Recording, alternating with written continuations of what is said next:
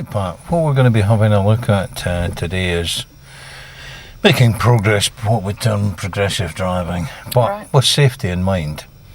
If the speed limit is, say, for example, 60 mile an hour, as it is in a single carriageway, which, not all of the roads, but some of the roads that we're going on today will be at that speed, what speed would you think you would drive at? If it was safe, I can go up to 60. Yes, but do you think that it would always be safe to do that? Not always, no. No. So what factors would you take into account? Like, say the road was twisting and turning, a few bends on the road, what difference would that make to your speed? It'd be a lot slower depending on how sharp the bends and that were. So how sharp the bend is would be one factor that you would take into account. Anything else that would make any difference? If it were raining? Yes, the road conditions. Yeah. Mud on the road, loose leaves in the autumn, stuff like that, yes. Anything else? Anything that you can see on this road in front of you at the moment? Gravel. Well, not so much just the gravel. What's missing on it? If you look at the surface of it, it's patchy, isn't it? Yeah. So, what kind of surface have we got? The road surface. Well, it's rougher, isn't it? rough. Yeah. Yeah. So you're looking to see I'm on a smooth surface, rough surface. You're looking at the surface of the road as well. Okay. Yeah. Have I got a good grip on this surface? It might be very smooth. So would that make any difference to your speed if you had a very smooth surface going round the bend? Well, you'd still have to slow down. Yes, but would you go slower on a smoother surface than you would on a rough one, where you had a good grip? Yeah. Yeah. Yeah. Yeah. You see what I'm getting at? So the surface of the road, not just what's on the road, is an important factor as well. Right. Would it matter if the road was getting narrower or things like that as well? Would that make any difference? You'd have to go slower. Yeah. Any other factors that you might take into account? Let's say, for example, instead of having a pavement on both sides as we have here, you didn't have a pavement on the left. Would that make any difference to you? Yeah, because you could get pedestrians walking on the road. Yeah, yeah. So, as you say, there's quite a lot of factors that you've got to take into account. Yeah.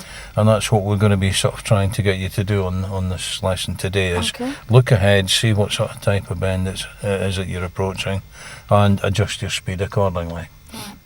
Now, when you're coming up to these, you're going to be using the normal system of approach. As regards your actual speed on the bend, are you going to go into the bend at a slightly slower speed or faster speed, or how are you actually going to negotiate the bends? Well, before you get to the bend, you want to be at the speed that you want to get around the bending. So what in particular, what part of the system would you use up to there then, on the approach to a bend? I'd check my mirrors because I'd be slowing down. Yes. There wouldn't be any need to signal, so I'd use my brakes to reduce my speed. And what in particular would you make sure? Yes, that's the point, gears, yeah. So, how far away from a bend would you select the gear? Would you wait until you were almost into it? Or? No, my gear wants to be engaged before I actually get to the bend. And when would you start to speed up? Once I've got round the bend. Yes. So, in effect, your speed on the bend should be more or less constant. Right. That way you're maintaining, grip and tyre adhesion and so on. Yeah.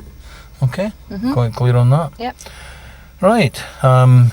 Any questions about the bends? Anything that before we try and go out and put this into practice? Anything else that you're going to No, I don't think so. think about? No. We covered it in one of the other lessons. So what do you think would happen if, for example, you took a bend too fast?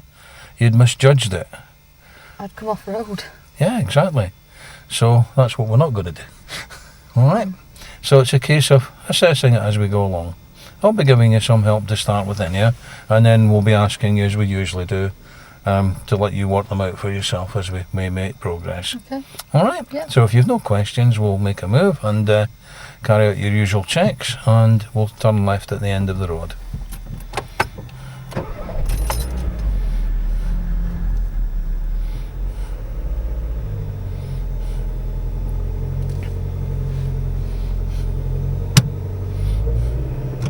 Good.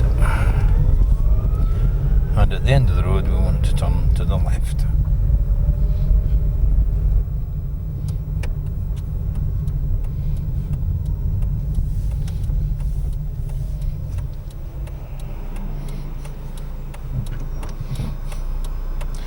Now while you're sitting here, which other way should you be looking?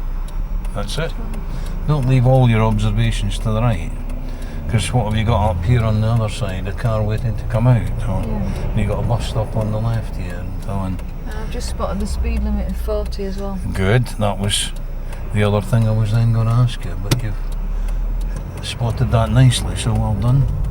Because these pedestrians could have been looking for a gap and be coming over. Yeah. Cars could be coming out of there, they might get an opportunity before we did. Okay.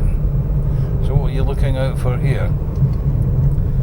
There's the little bit of Thought it's a 40 limit, we're still in what sort of type of area? We're in a built-up area. Yeah, that's right.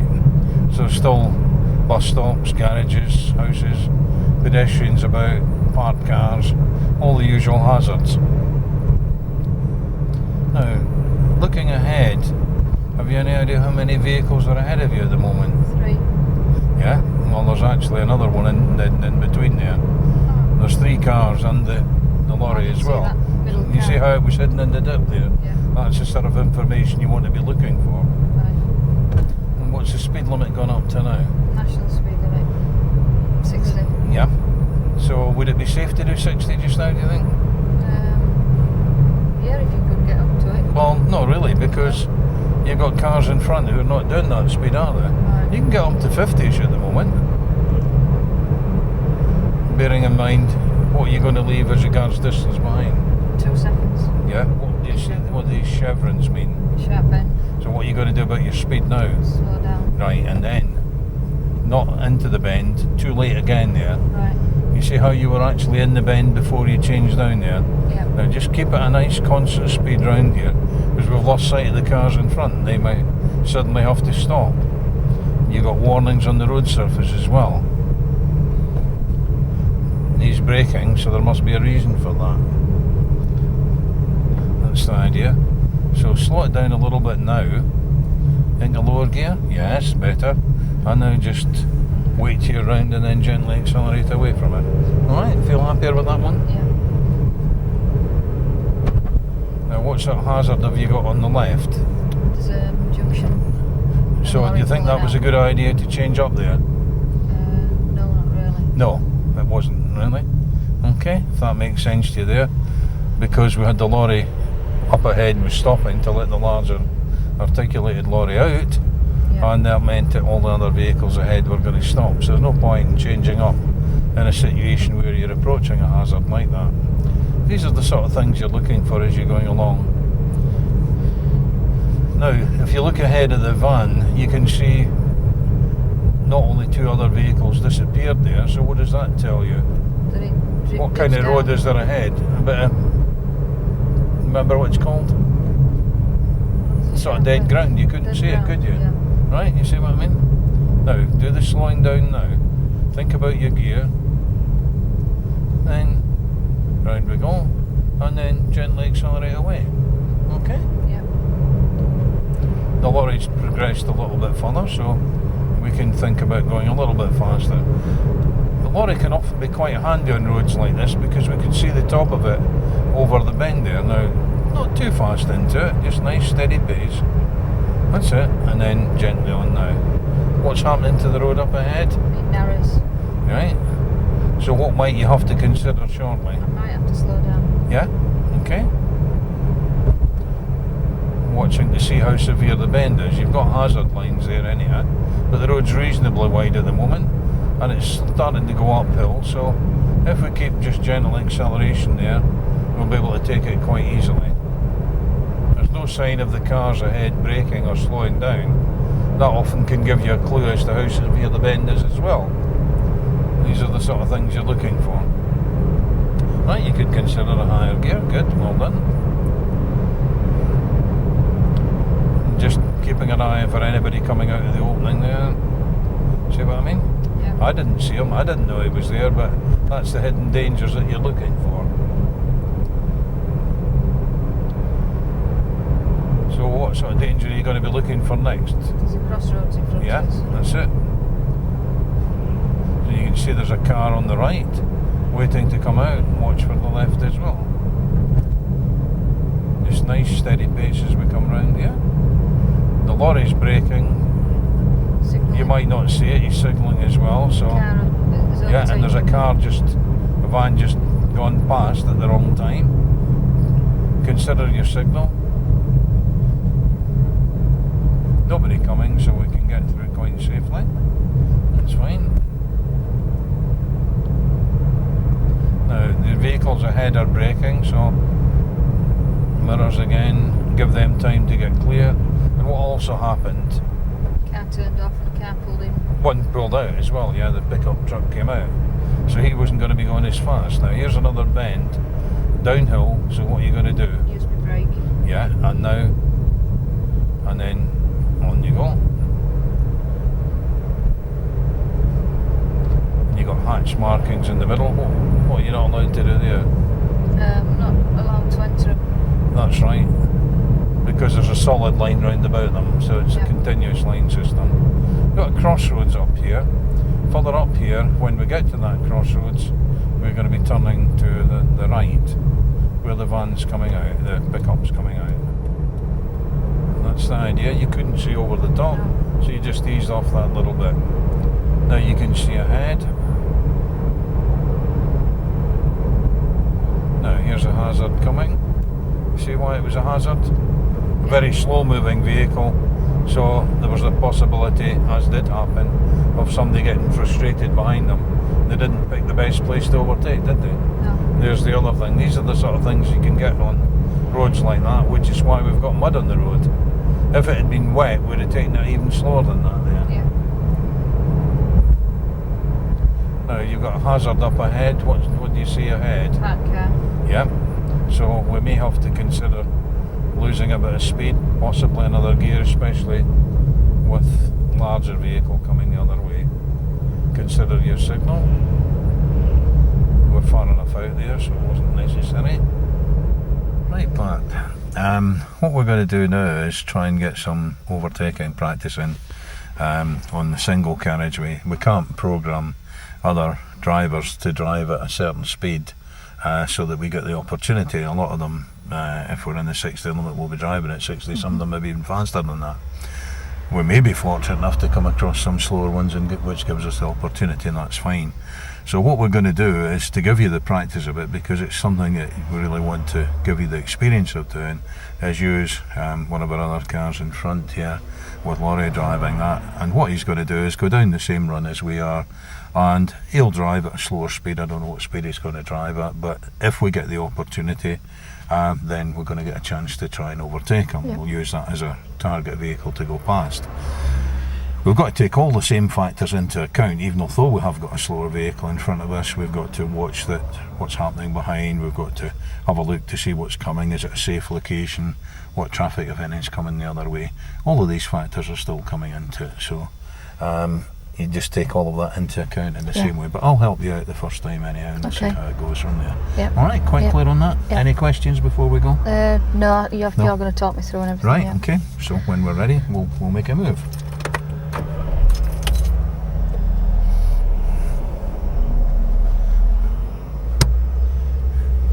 And we're going to turn left at the roundabout.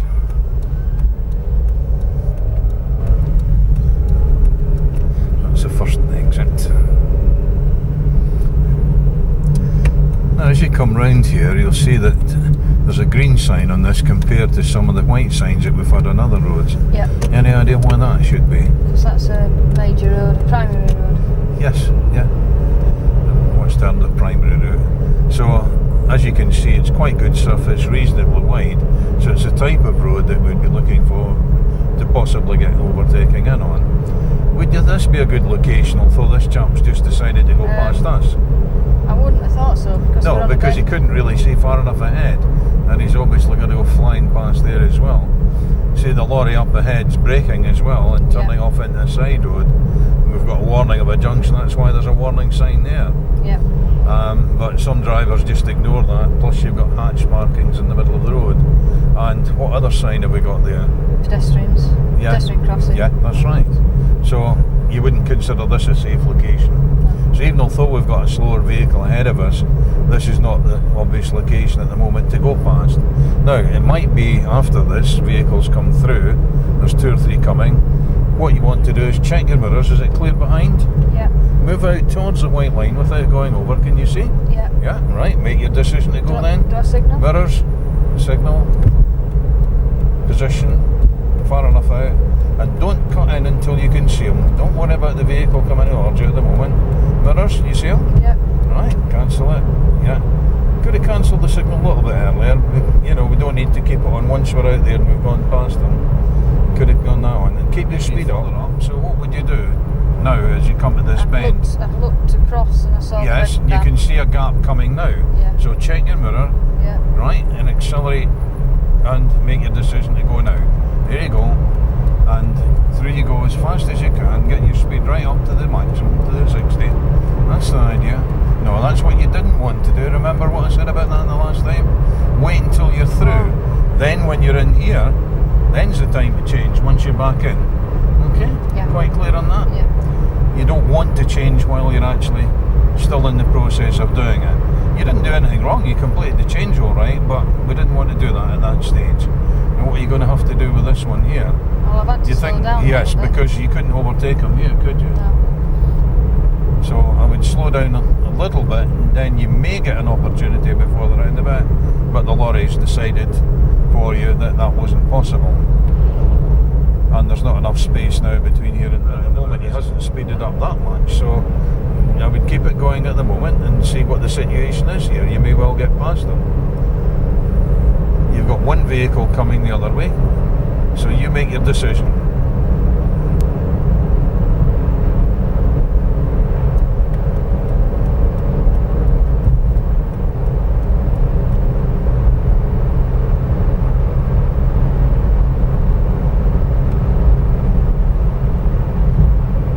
Now what could you do with your gear?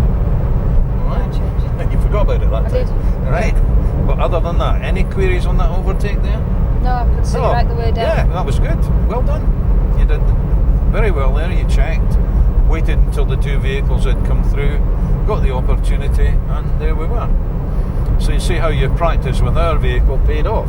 Yeah. You now had a real situation, live situation for you, and you dealt with it perfectly. Yeah. So that's the benefit of getting a little bit of practice with somebody else. And then you felt more confident about that, didn't you? Yeah, I did. Yeah. Good. Well done.